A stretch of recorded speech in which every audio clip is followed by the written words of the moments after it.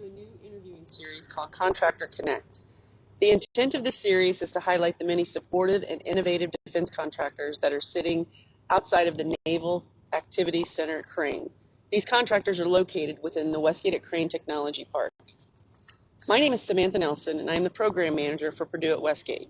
With this series, the hope is to showcase the defense contractors that support the Crane Naval Base and allow their stories to be told of who they are and what they do to support the warfighter and national security. It is also meant to build an excitement towards their prospective companies to win over talent in the workforce to continue their growth and innovation. Today, I'm excited to introduce you to Kelli Wilson. Kelli is the Director of Strategic Programs with Amentum. Kelli is a local residing in Lagodi, Indiana, and as you will hear, has chosen to advance her career within the defense industry with Amentum.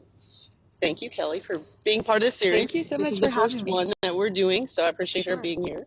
Yeah. So first of all, can you just give us a little bit of a background about yourself, how you got to be in the position that you are now, and how you made it to Amentum? Yeah, so I'm local, like you said. I grew up in Lagodi, which is about 20 minutes south of the base. I went to Indiana University, and then I decided I was going to the city. I just wanted to go explore. So I moved to Houston, Texas, and I lived there for 5 years. And then when my first daughter was born there, I decided I wanted to be back closer to home. So moved home without a job and ended up starting with EG&G at the time, which is now one of our legacy companies. So I work for Amentum now, have been there 17 years, and yeah, it's been a couple of different iterations over the years. It's been EG&G, URS, AECOM, and Amentum. But we've been Amentum now for 5 years, and it's just been kind of a great journey. I started as a program analyst, and I was in that role for about 8 years. I was always anxious to take on more and grow in that role and capacity. So I always did things extra that I could to kind of get involved and learn more. I had some really great mentors over the years that really invested a lot into me and taught me kind of the trades of the industry and things like that. So then I was promoted to program manager, and then became a senior program manager, ops manager, and then recently became the director of strategic programs. So yeah, so it's been a fun journey. Yeah. Gosh, yeah, I did not know you had been there for 17 years. Yes. And I think what's unusual about that is that for people that don't know, defense contracting is extremely competitive. I've been here in this realm of the game for 13 years, and when I first started here, contractors did not know each other. They did not want to know each other. They knew what each other did, yes, but they certainly did not want to work together, collaborate together. So, sure. And contracts shifted quite often. So to hear that you've been with them and continued with the reiterations of what they've done is amazing. So congratulations. Thank you. Thank you. And I did something very similar in terms of leaving local and after college and then coming back due to the same situation. So having a child, wanting them to understand the community, small towns, and so I absolutely love that. So okay, great. So when working for Amentum, can you describe like the work culture? I know that your schedule is insane. I get that. I know you and I appreciate you taking the time to do this. So fast paced and intense at times, but what is kind of briefly describe the work culture at Amentum? I would say it's a family environment. We are all very close-knit. A lot of people, just have been there a long time. So it's just this dynamic of goodness. I don't know. Everybody works well together. We have each other's backs.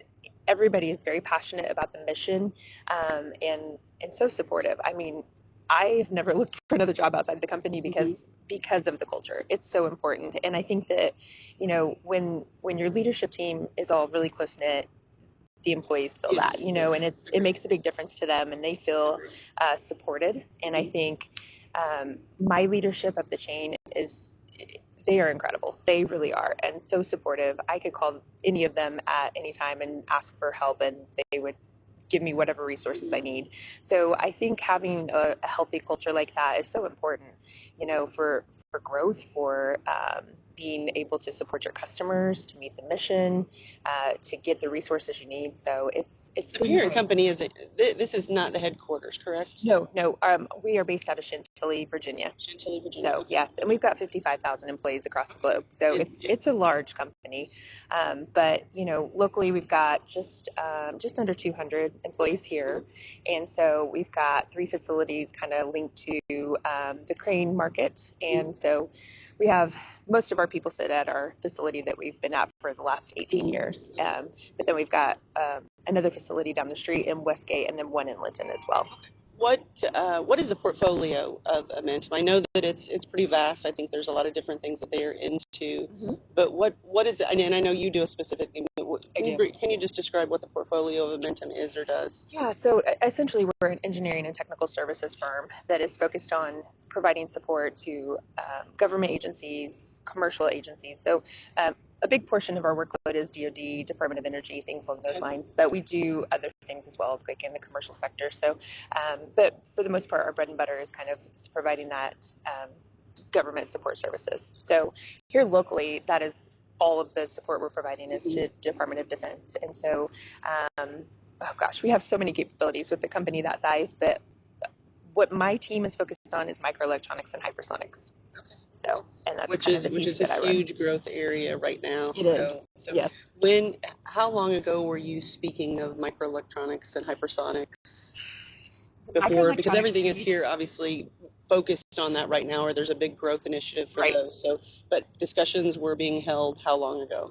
Oh, well, I've been working in that with microelectronics for the last 17 years since I started with the company. Wow. So the division I support, I've been with them this whole time, and so it's been really fun to see where that has gone. The hypersonics is, that's a new kind of buzzword, more recently. Sure. So I'd say within the last 5 years, we've been seeing more focus on the hypersonics. So yeah. I think so you're talking about being there 17 years, being a program analyst and program manager. So I think it's safe to say that you've climbed the career ladder and established yourself as an effective leader. So what do you consider 3 or 4 most vital traits of an effective leader? I would say the ability to build and maintain relationships is critical. You deal with so many people in a leadership role, from your employees to your leadership, your customers, colleagues, your industry partners, and those are really important relationships. Sure. Because there's a lot of people in the tech park now, and you want to play well with everybody. And sometimes you might be working with a particular company on a bid, and they may be your competitor on another one. Right. So you got to be able to work well with others. So I think that's a critical piece. I think you have to be trustworthy, somebody that has integrity, and be a person of your word. If you say you're going to do something, you have to do it. I think follow-up is extremely important in this industry, because you got to be a person that does what you say you're going to do, kind of walk the talk. Right. So walk the walk and talk the talk. And then I would say passion is important. So I wake up every day and I'm excited to go to work.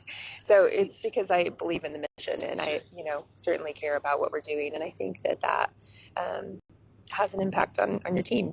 When I'm off, my team can tell there's something wrong. Absolutely. I typically tend to try to shut things off when I get to work, and it's just like anything else going on in life is on the back burner, and really put my focus into work. So yeah, I think that's really key, is that you, being a leader, it trickles down however you feel versus how the team is going to feel or act. And so I think that's a really good point. Is there an example that you can give that demonstrates these types of traits? You've had to deal with these types of traits, or and I could see where, going from the companies have gone into different versions of themselves. Yes. So you've had to figure out where you fit into that then, and how to maintain those traits, or that integrity and trustworthiness. So has that been a challenge over the years in terms of doing that? I don't think so. I think the things I mentioned are the non-negotiables. Like Okay. those are just, part of who you are. Yeah. And so I think those are things that you have to bring to the table every day, and so I would say not so much of a challenge. It's just part of the everyday kind of who I am. Great, great. So That's fantastic. That's fantastic.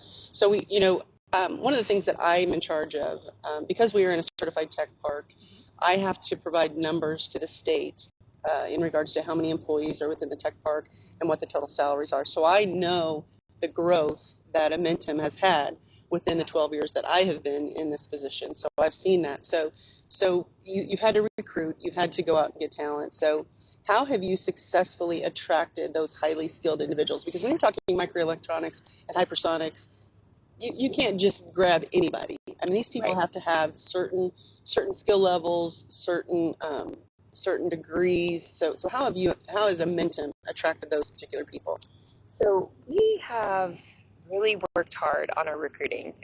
There was a period where in 2 years we had to hire 83 new engineers and program managers, and this was in an already established program. This Sure. wasn't like something that was starting up from the ground. We already had the established program. The demand signal was there for these new positions, so we had to grow rather rapidly, and it was very chaotic. We work very closely with our recruiting team. So Amentum has a robust recruiting capability. Here or We have a local recruiter, but then he has reach back capabilities of other people within the company that we use. We work very closely with universities. So when we're attracting new talent, we spend a lot of time at career fairs. We have personal relationships with a lot of the professors around here, and then a lot of people, have referred friends to us that like they're working for us and they bring other people. The other thing too with microelectronics is the good thing is they don't have to have the DoD background. We need people with the skill set. Sure. So we have been very successful at bringing talent from the commercial world to us, and we've been successful at convincing people to relocate here. Which in some cases we have SMEs that are centrally located with different programs that we're supporting, Mhm. so they didn't necessarily have to move here, but we have relocated a lot of people here. So I think things have happened within the last couple of years that have allowed us a little more opportunity and options for people to relocate. There's obviously been a huge emphasis on tourism, even Yes. monetary rewards, yes, there's some great relocation programs out grants, there. different things. So I think Yeah. the region as a whole has done very well at trying to accomplish that. There's a lot to do, and there's still all kinds of initiatives, but I think for the most part we're doing a good job of bringing that in. You spoke of universities and how partnerships, and I know that not only do you need the people that have the skill levels, but you also need people that are researchers, right? Right. So they need to provide you the information on how you can go to that next level with the technology and all that. So can you elaborate on the partnership with local universities for recruiting purposes? You kind of did that a little bit. Sure. But how do you collaborate with them, and how do you think that it's impacted the local community by doing that? So we're so fortunate to have so many great universities in the state. I mean, you look around and we've got some like high caliber universities here where people, it draws people into the state. So we obviously do the recruiting fairs, have the partnerships with them. We are involved in some workforce development initiatives that are hand in hand working with universities. We have a very strong internship program that we've kind of established over the last couple of years, and so that's a very important piece of it. The universities are starting to tailor their curriculum to the DoD needs, and that is so important because DoD spoke up and said, hey, we need our talent to come in knowing more things that are relevant to the work we're doing. And so that reaction has been really critical in being able to pick up talent that can come into the workforce and start making an impact, once they're done with school. The other thing too, that's important, that's not really related to the universities as much, but internally, we have a really great mentoring program where we've got a lot of PhDs and senior engineers that have 30 plus years of experience. So we kind of link up the younger engineers with the more senior. But sometimes the young engineers bring in new technologies that they can share with the people that are more seasoned as well. So, collaboration is really important. So I think that's important, is making sure your team knows each other, because when you bring in somebody new and they're stuck in a building with 300 other people, they may not know the Right. ties to like who's who. So we really try to, connect the dots, and we have a lot of supervisors on base that sit there, and many of them are technical. So they have a group that they're overseeing, that they're mentoring on a regular basis and providing them the support. And so that's a really important piece for us. I think it is. I think it's almost becoming a necessity to have that mentor program. And I think part of it too is when you have a mentor, you have somebody that you're linking someone who is potentially relocating here, Right. or entering into a new field. Then they need to feel that they're purposeful. There's a sense of community. There's a sense of they have someone that they can ask questions to, Right. but also someone that they could provide information to that the mentor might be able to use as well. So I think that's amazing. So when you talked about your career path, so does Amentum or you personally, have you done anything from a professional development to get to where you are? Because like you said at the beginning, you're the director of strategic programs. That's a big deal, guys. That's a big deal. So just know that if you know Kelli, then you need to bow down to her whenever you see her, Oh, because gosh, she has a big no. position at Amentum. So anyway, what have you done personally or professionally to make that work? So I haven't necessarily done any, I mean, I had my bachelor's when I started, and I haven't gone on to get a master's degree or anything like that, but I have been involved in several leadership programs through the company that they have done. We have. So they offer those types of opportunities for people to advance their, whether personally and professionally, but Right. not necessarily degree oriented, but yes, leadership. Yes. So there's two different ones that I'm actually involved in now that are kind of women's development programs. Okay. And so I'm actually leaving on Monday to go to corporate for like an all-day meeting where we're going to be doing some leadership challenges. And so those kind of programs are great because they expose you to a lot of training and just tools that you need to know how to better manage people and situations. They put you up to some challenging situations where you have to go and figure things out, and just kind of put you in a little bit of a situation where you have to learn, and so those types of forums are great for building confidence as well, because that's one thing I've probably struggled at over the years is confidence, and so I have some great mentors now that really pour into me and make sure they're giving me the tools I need to kind of be successful. So, well, I think the confidence piece too, this was a man's world for quite a while. It was, yes. So I think again, attributing to where you are now has really shown. And then there's so many women in these fields now. It's amazing, and not only in these fields, but at the top of these fields. So it's amazing that. So you talked about a little bit these leadership things. So, and this kind of leads into this in terms of continuous improvement and innovation within your team. Do you do anything specifically to continue your team to want to continue their innovation and their growth and just to move forward? I do. Yeah, we have a couple of initiatives going on right now, like continuous improvement type things, where we're trying to kind of establish kind of a subject matter expert in all the different things that we're doing. So as our team has grown, and our team, my management team grew very, very quickly because I won 4 large awards in the last year and a half. So the teams had to quadruple. Sure. And you've got to establish all new leaders, and so we've had to come up with some really structured programs to help get them to where they need to be. Sure. And so it takes a lot of time to train and mentor a new leader, and you have to spend a lot of time giving them the support they need. So,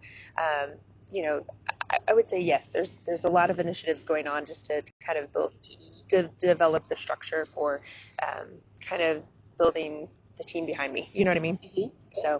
So what do you think that your biggest challenges are at work? I mean, obviously you're having to deal and support with the warfighter. The world is changing. We as the United States have to become more competitive with what we're doing. Right. So what challenges are you facing right now that you can tell us of? Right. Oh gosh. Are there work challenges? Is it technology challenges? Workforce is obviously a challenge, right? Workforce is certainly yeah. a challenge. I mean, always, we've always got a demand signal for growth and finding new talent. Are the people challenging? Honestly, so I know you talk about your team, and it's an amazing team. In the leadership role, you always have the challenge of making sure your team is performing, and then that there's always going to be some sort of personnel issue. Maybe not like where somebody's not performing, but your team. I mean, we're human, so they're going to have challenges that come up in their lives. So, kind of navigating that, giving them the support they need, and sometimes you certainly do have challenges where people maybe aren't performing. Right. So that's a big challenge to deal with, and it's never fun to have to, deal with that kind of thing. But is relocation a challenge? It can be. So I think. Knowing the features and benefits of why somebody should move here is super important. And so, we kind of know those things and the selling points. I mean, there's a lot of great things about living here, the cost of living. Absolutely. Our salaries are honestly very comparable with some of the larger markets, but the cost of living here is so much lower. You can, get a house for a really great price around here that you could never have in some of the larger markets. We don't have to deal with traffic. I mean, there's lots of things like that, and then good people around here. It's a great place to raise a family. There's lots of culture in Bloomington and Evansville and Indy. There's things to do around here. As we are sitting here, we know all the reasons why someone should be here, relocate. But a lot of people don't see that as we are. So I think that's one of the challenging things that we're doing as a region, especially when we're bringing in interns, is trying to understand what would make them stay.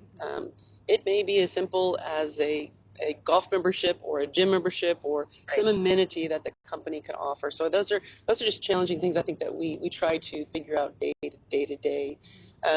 So just recently, the government has said that everyone has to come back to work. There's a huge remote hybrid environment that people were dealing with. So this question I made this question before that happened. So it's a little different, but Sure. But the communication and collaboration with people that work remotely, and you have this because your parent company's not here. You have to deal with some of those. Yeah. So how do you maintain those strong communications and collaborations with people that aren't sitting right here or you aren't dealing with on a day-to-day basis? Well, we actually do have that quite a bit because I've got teams in Silicon Valley, Austin, Boston, Hill Air Force Base, DC, New York, and I know there's a few other places, but strategically located throughout the country. So, my program managers, they have communication with them on a regular basis and reach out. My team's in Austin, Boston, and Silicon Valley. Their program manager sits here, so he has regular communication. He is working with them hand in hand all the time. So it's not really challenging because of technology, because there are resources out there that can help you stay connected. Teams. I mean, we're constantly on Teams meetings, so having that camera to kind of keep connection is good. And then it's just about being supportive and remembering that there's people out there that aren't sitting here in this building, and that you just got to make sure that they have the support they need. I remember I hold a First Tuesday event. Yes. So I remember I started doing that in 2017. Of course, it's always in person, and then we went through COVID, and I went to webinars. I'd say I had to, but I went to webinars. I was so uncomfortable about doing things on Zoom or Teams. And now it's the preferred way, right? I mean, we don't even need to meet in person. I even thought about we could have done this via webinar or something. So, but I like that. Matter of fact, I don't even record some of the events that I do because I want them to be here. I want it to be in person. I want to have that. Yes, I like that in person. I like the just connection and everything. But I do like that we have abilities to allow for the flexibility. Other options. Because there's just some talent that we need access to that just doesn't sit here, or we have people in certain regions for specific reasons because they're located with the customer and it makes sense for them to be there, but you still got to stay connected to them. Absolutely. My leader, my next level leader he sits in North Carolina, and we probably talk, oh my gosh, 5 times a day, most days. And, it's just as simple as just it is. It's a phone just call, a text, or whatever. And it's just a lifestyle we've grown to, as opposed to, I mean, we had to, but now it's just common day to day, So what is you've been with the defense for quite a while, and you've been with Amentum and the companies up into Amentum. What's your favorite part about working for the defense, or specifically Amentum? I would say for the defense sector, I love the mission. I believe in it. It drives me. I see what we're doing here is impacting the warfighter. And, I have a lot of loved ones that have served. I have a nephew now that's stationed at Pearl Harbor. So, just knowing that what we're doing is essentially impacting the warfighter at the end of the day. We're a little removed from it here because we're not, at a active duty base. So, you just don't have a lot of that interface with the active duty. But knowing that the things that we're doing here with R&D, that those are critical to what's happening. So I would agree. I think that's we've they always said that Crane was a secret out there, right? Right. And now when we're having events, people are coming because they've heard something about it, so they want to know more. And it's kind of a double-edged sword because they're asking questions that sometimes people can't answer. Yeah. But at least they're wanting to know. They're locals. They're regional. They're state people that are understanding what is happening right here in their backyard that they never knew was happening before. So it's amazing for us who have known about it for so long. I mean, my dad retired from there. My family members work there. That will retire from there. So it's amazing what a generational, cultural, and the impact that it has done and is doing and will continue to do, obviously, throughout the years. So, yeah, it was. There was a Connect to Mission event last week for Spectrum Department, and just at that, we did the roundtables where you could set up and talk to different businesses, and there were so many new businesses that were trying to come here, and it's fun to see like the growth and the attention that it's getting because back in the day, I mean, there was a handful of contractor companies, and now this morning we met somebody that I'd never even heard of their company. So just seeing that growth, it's exciting, and all the different things that are going on here that are bringing attention and people to the region. There's over 900 employees within the tech park here, and there's 50 plus defense contractors that work here. There's about 18, 19 buildings, but a lot of them house more than just their company. So there's subcontractors, even like 1 and 2 person subcontractors. We have a co-working membership here at the WestGate Academy where we have close to 20 members that are part of that. So there's a lot of people that are wanting to be part of what you're doing, what Crane is doing. So it's wonderful to see the activity that's happening. One last question. Sure. So if others don't know, we were just kind of talking about this a little bit. The Naval Support Activity Center at Crane and the WestGate at Crane Technology Park are in the middle of cornfields and surrounding small towns. So both of us live in the area. So, and plus we have had the opportunity to not live here and come back, which I wish there was a business model for that, because it's amazing that the perspective you come back with, the reasons you come back with. So, but anyway, we both live here. We know the beauty of the region. We know the sense of community of the region. But you said a little bit about it. Whenever you're talking to someone about relocating here, why is it a great idea for them to move here and possibly raise a family? And you kind of mentioned it before. There's a lot of things that people don't know about, that we have to get them acclimated to, get them accustomed to, get them to realize. So anything more that you'd like to add to what you might say to someone relocating here or potentially relocating here? I think that people can find a sense of home here. There's a strong sense of community in all the small communities around. Because that's the thing is Crane is so large that you've got all these surrounding communities. So there's a lot to choose from when you're looking at determining where you're going to settle. So I always encourage people to check out all the communities and try to figure out. There's lots of great schools around here. I think that's important if you're looking at raising children here. We've even got a lot of young people that are out of school, that are single, that are just starting their life. So Bloomington is the draw for them, Sure, and sure. just that the excitement and the culture. And see, a lot of people even coming from the city, when they come visit Bloomington, they're like, wow, there's so much to do here. So I would just say to, check it out and come out and see what it's about. I think when we have people come in that are on like a recruiting tour, because we have a lot of people that are like, oh, I don't know if I'm going to move Right, here. And we're like, right. come here and check it out. So Yeah. we coordinate with our customers and say, hey, we'd like to bring a potential candidate on base, and we do all of that. Take them on a tour. They get to see the labs here, and they're like, wow, like the capabilities here are so impressive. Without seeing that, you do just kind of think it's out in the Yes. middle of a cornfield. You don't realize, and once Absolutely. you get a chance to kind of see a little bit more about what there is, it's a little more enticing. Like, hey, they're doing great things here, and it's just warm and welcoming. Whenever we bring people out, we always make sure we coordinate like a lunch with them, and Sure. and that they have the support and get all the questions and stuff. So we really kind of invest a lot of time whenever we do bring people out here. Great, So great, great. Yeah, I think it's extremely important.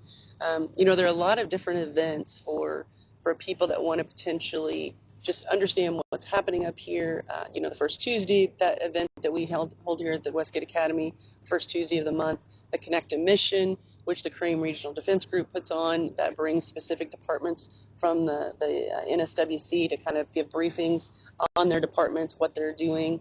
So there's a lot of those types of things. There's an internship programming series that we started last year here. Last year there was over 250 interns from Crane and the Tech Park, and I'd venture to say that there's even going to be more this year.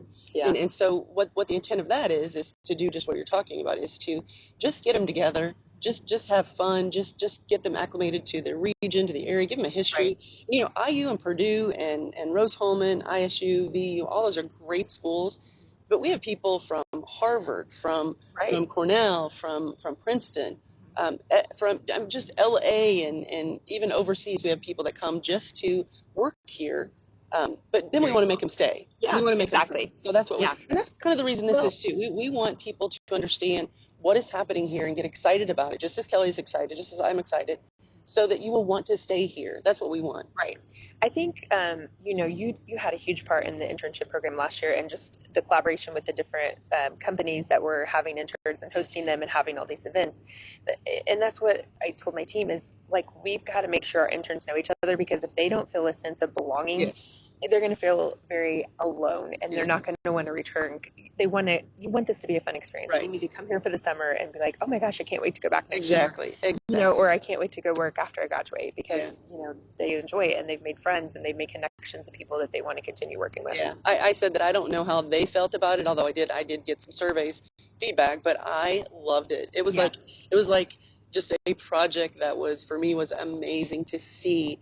NSWC interns, CAAA interns, and contracting interns that did not know different things about contractors and Crane, because they didn't interact as much as they were when they were here. So it was just amazing to see. So I hope it even gets better. So I hope so. So that is it for the first Contractor Connect. So Kelli, thank you so much. I know that your time management is insane. So it's been a pleasure speaking with you and learning more about what you do in Amentum. So if anyone wants to learn more about either what you do or what Amentum does, what is the best communication for them? Well, I'm on LinkedIn, so they can certainly reach out that way. Amentum has a great website that kind of talks about our capabilities, and if people want to apply on jobs, things like that, the website is great for going and checking out what we have open here locally. And we're not just here locally; we're across the globe. So if people, but I would say those are probably the two best ways. Okay. Yeah, fantastic. So the intent here is to showcase a different contractor each month. So stay tuned for the next Contractor Connect. If you have any questions regarding what we're doing here, what we're doing in the Tech Park, go to the Westgate Academy website or the WestGate Crane website. You'll be able to see some of the activities that's happening. You'll be able to see all of the companies that are here within the Tech Park. Jobs, you can see a job board. You can see what the opportunities are, and what future growth is looking like. So that's what we want you to understand here. So until next time, we will talk to you then. Thank you very much, and thank you, Kelli. Thank you, Samantha. All right. Thank you.